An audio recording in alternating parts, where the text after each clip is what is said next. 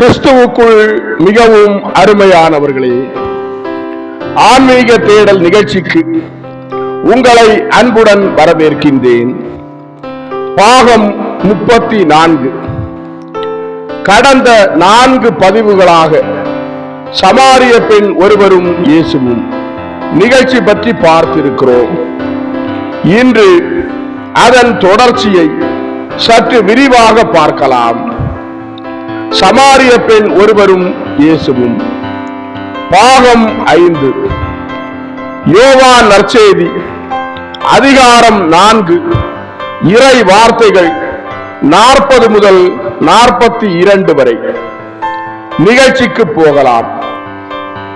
முதியவர் இயேசுவை பார்த்து, எங்கள் பிதாக்கள் பாவம் செய்தார்கள், அதிலிருந்து சமாரியர்களுடைய ஆன்மாக்கள் கடவுளுக்கு பிரியமற்று போயின. இனி நாங்கள் நன்மையை கடைபிடிப்பதினால் எங்களுக்கு என்ன நன்மை கிடைக்கும்? எப்போதும் நாங்கள் கடவுளுடைய பார்வையில் தொழு நோயாளிகளைப் போல்தானே இருப்போம் என்றார். இயேசு அந்த முதியவரை பார்த்து, உம்முடைய துயரம் எல்லா பிரிவினைக்காரரிடமும் நித்தியமான அதிருப்தியாக இருக்கிறது. மறுபடியும் எசேக்கியேலை கொண்டே உமக்கு பதில் சொல்கிறேன். எசேக்கியேல் 18ஆம் அதிகாரம் ஆண்டவர் சொல்கிறார், இதோ எல்லா ஆன்மாக்களும் நம்முடையதுதான். தகப்பனின் ஆன்மாவை போல் பிள்ளையின் ஆன்மாவும் நம்முடையதாமே. பாவம் செய்த ஆன்மாவே சாகும்.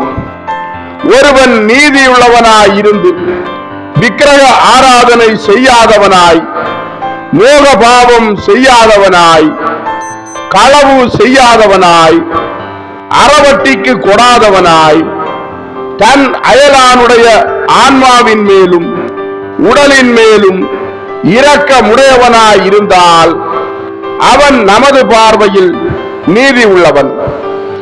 அவன் உயிர் பிழைத்திருப்பான். மேலும் ஒரு நீதிமானுக்கு குழப்பம் செய்கிற ஒரு மகன் இருந்தால் அவன் தன் தகப்பன் நீதிமானாய் இருப்பதற்காக வாழ்வானோ? அல்ல, அவன் வாழ மாட்டான். இன்னும் ஒரு பாவியின் மகன் நீதிமானாய் இருந்தால் அவன் தன் தகப்பனை போல் சாவானா? அல்ல, அவன் நிலைவாழ்வு அடைவான். ஏனென்றால் அவன் நீதிமானாய் இருந்தான். ஒருவன் இன்னொருவனுடைய குற்றத்திற்காக தண்டிக்கப்படுவது நியாயமாகாது. பாவம் செய்த ஆன்மாவே சாகும். பாவம் செய்யாத ஆன்மா சாகாது. பாவம் செய்த ஒருவன் மனஸ்தாபப்பட்டு நீதிக்கு திரும்புவானாகில் அவனுக்கும் உண்மையான வாழ்வு உண்டு. கர்த்தராகிய ஆண்டவர், ஒரே ஒருவரான ஆண்டவர் சொல்கிறார், நாம் அக்கிரமியின் மரணத்தையா விரும்புகிறோம்? அவன் தன் துர்வழியை விட்டு மனம் திரும்பி வாழ வேண்டும் என்பது நமக்கு பிரியமாயிருக்கிறது. அதற்காகவே என்னை அவர் அனுப்பினார். ஓ அலைந்து திரியும் பிள்ளைகளே, நீங்கள் உண்மையான வாழ்வை பெறும்படியாக நானே வாழ்வாய் இருக்கிறேன். என்னையும் என்னை அனுப்பியவரையும் விசுவசிக்கிறவன் நிலைவாழ்வை பெறுவான் என்றார். சமாரிய பட்டணம் சென்று சேர்ந்தனர். முதியவர் இயேசுவை பார்த்து, போதகரே, இதுவே என் வீடு, இங்கே நுழைய உமக்கு வெறுப்பாக இல்லையா என்று கேட்டார். அந்த முதியவரை பார்த்து, நான் பாவத்தை மட்டுமே வெறுக்கிறேன் என்றார். முதியவர் இயேசுவை பார்த்து, அப்படியானால் உள்ளே வாரும், தங்கியிரும், நாம் சேர்ந்து நம் அப்பத்தை பகிர்வோம். அதன் பின் உமக்கு கஷ்டமா இல்லாவிட்டால் கடவுளின் வார்த்தையை எங்களுக்கு விளக்கி சொல்லும் என்றார். ஒருவர் இயேசுவை பார்த்து, நாங்கள் ஒரு சந்தேகத்தினால் அவதிப்படுகிறோம். நாங்கள் செய்வது சரி என்று எங்களுக்கு நிச்சயமில்லை. ஓடிப்போன என் மகள் இப்பொழுது மன்னிப்பு கேட்டு வந்திருப்பது பற்றி உம்மிடம் பேச விரும்புகிறேன் என்றார். இயேசு அந்த மனிதரை பார்த்து, உடனே அவளுக்கு மன்னிப்பு கொடும் என்றார். அந்த மனிதர் இயேசுவை பார்த்து, ஆனால் சுவாமி, அவளால் நான் வேதனைப்பட்டேன், இன்னும் வேதனைப்படுகிறேன். 1 வருடம் கூட ஆகவில்லை. அதற்குள் நான் 10 வருடம் மூப்படைந்தது போலாகிவிட்டேன் என்றார். இயேசு அந்த மனிதரை பார்த்து, மன்னிப்பு அளிப்பது உமக்கு விடுதலை அளிக்கும் என்றார். அந்த மனிதர் இயேசுவை பார்த்து, அது சாத்தியமில்லை, அந்த காயம் இன்னும் இருக்கிறது என்றார். இயேசு அந்த மனிதரை பார்த்து, அது உண்மைதான். அந்த காயத்தில் வேதனை தருகிற 2 பாகங்கள் இருக்கின்றன. ஒன்று, மறக்க முடியாதபடி உம் மகளால் நீரடைந்த அவமரியாதை. மற்றது, அவளை நேசிக்காமல் இருக்க நீர் செய்யும் முயற்சி. இந்த முயற்சியையாவது நீர் நிறுத்த வேண்டும். மிக உயர்ந்த அன்பாகிய மன்னிப்பு அதை அகற்றும். நீர் பாவம், நீர் சிந்தித்து பாரும் தகப்பனே. உம்மிடமிருந்து பிறந்த உம் மகள், அதனால் உம் அன்பை பெற எப்போதும் உரிமை பெற்றிருக்கிறாள். அவள் ஒரு உடல் நோயால் கஷ்டப்பட்டு நீர் அவளை குணப்படுத்தினால் ஒழிய அவள் இறந்து போவாள் என்று தெரிந்தால் நீர் அவளை சாக விடுவீரா? மிக நிச்சயமாக விடமாட்டீர்.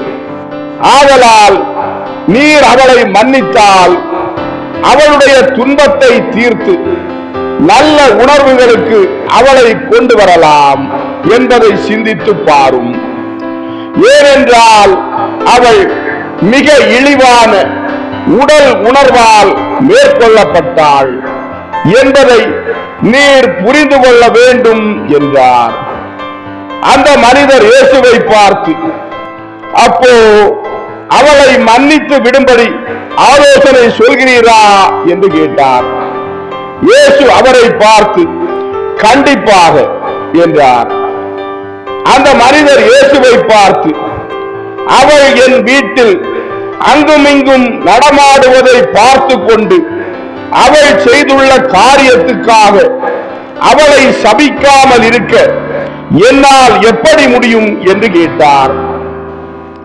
இயேசு அவரை பார்த்து, அப்படி என்றால் நீர் அவளை மன்னிக்க மாட்டீர். அவளுக்கு உம்முடைய வீட்டு கதவை திறப்பதில் உம் மன்னிப்பு அடங்கி இருக்க கூடாது. உம் இருதயத்தை அவளுக்கு மறுபடியும் திறக்க வேண்டும். நல்லவராயிரும். அமைதியற்ற ஒரு எருதுக்கு நாம் காட்டும் பொறுமையை நம் சொந்த பிள்ளைகளுக்கு காட்டக்கூடாதா என்று கேட்டார். அடுத்த சமாரியன் இயேசுவை பார்த்து, அந்தியோக்கியாவிற்கு போக தனக்கு வந்துள்ள அழைப்பை ஏற்பது சரிதானா இல்லையா என்று கேட்டார். இயேசு அவனை பார்த்து, நீ அங்கே எதற்காக போக விரும்புகிறாய் என்று கேட்டார்.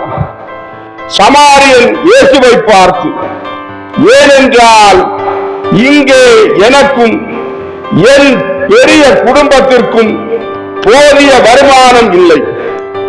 ஒரு பிற இனத்தான் வேலையில் என் திறமையை கண்டு என்னை வேலைக்கு அமர்த்திக் கொள்ள ஆசிக்கிறான்.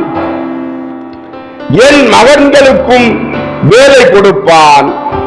ஆனாலும் நம் விசுவாசத்தை நான் இழக்க விரும்பவில்லை. அந்த மனிதன் ஒரு அஞ்ஞான மார்க்கத்தான் என்றான். இயேசு அவனை பார்த்து, இருந்தால் என்ன, ஒருவன் கெட்டு போக விரும்பினால் ஒழிய யாரும் கெடுவதில்லை. அந்தியோக்கியாவிற்கு சென்று உண்மையான கடவுளுடையவனாயிரு, அவர் உன்னை வழிநடத்துவார். நீ உன் எஜமானனுடைய உபகாரியாயிருப்பாய். உன் நேர்மையை கண்டு அவன் கடவுளை பற்றி அறிய வருவான்.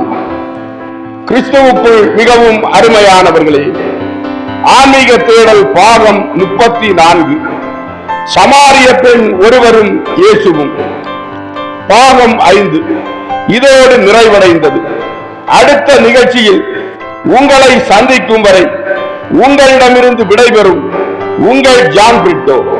ஆன்மீக தேடல் தொடரும். நன்றி.